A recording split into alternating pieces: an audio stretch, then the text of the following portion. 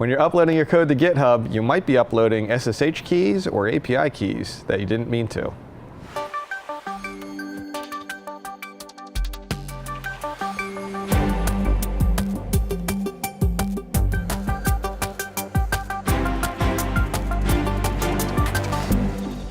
All right, John. Well, I hear there's some dumpster diving going on in GitHub these days.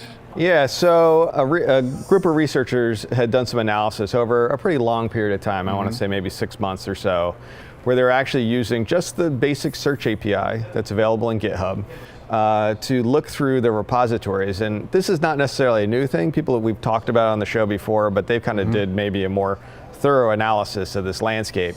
And they discovered that there were lots of people who had either private SSH keys or API keys for things like part of their product. So maybe their program uses Twitter and goes to Twitter to post updates or something on Google or even Amazon Web Services, things like that. So the private keys for those types of services were uploaded into the GitHub repo.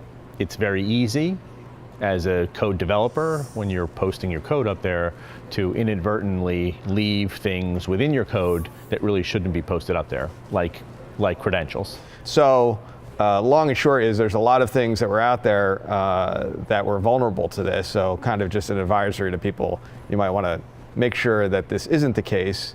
Tell me a little bit about, like, you would hope that some of these things that are posted out there are actually like test keys or something like that. Did they do anything to analyze that? Yeah, I think they did, because they're able to confirm that a lot of these keys were valid for the services that they provide.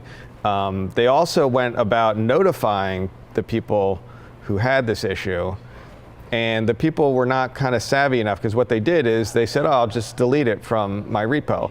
But if you're familiar with Git, it keeps a version history. So if you just go back through the version history, you'll see the key is still there. So you need to wipe it from the entire version history for your repo.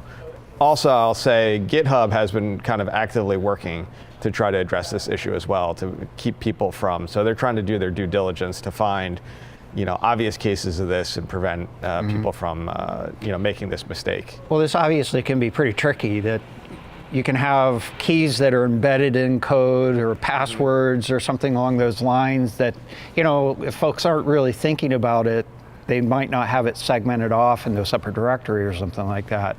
And isn't there a feature or something in GitHub that, so you can, when you go to basically post in the repository, that it will keep some things out? There is. So you can set up like a filter file. I think it's like a .gitignore file that'll tell it directories not to ever upload. So even if you try, it'll prevent it from happening. But you've got to have the mindfulness to set that up in the first place to make sure you don't do that. And so if you have those pieces in place, you can at least rest assured that those pieces that normally would have either credentials or keys in them wouldn't get committed up to GitHub.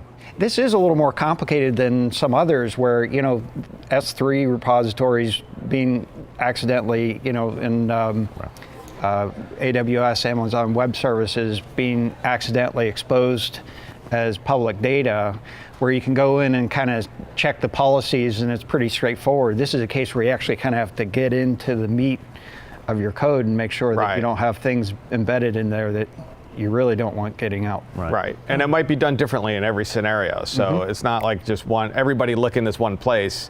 Depending on how you laid out your code, it might be stored differently, so it's not always obvious. But you said that GitHub themselves is starting to at least look through to see if they can pick up on some of this? They do have some stuff built in looking for that on some regular basis. So you think as you're actually committing your code up there, you would do that scanning as the code is being committed up, so that you would stop in the commit, right? I don't know that they're doing that, to be honest with you. It'd be nice to avoid it in the first place. Right, exactly. Let's just not put it up there at all, and then we don't have to worry about having to go back and scratch it off of old.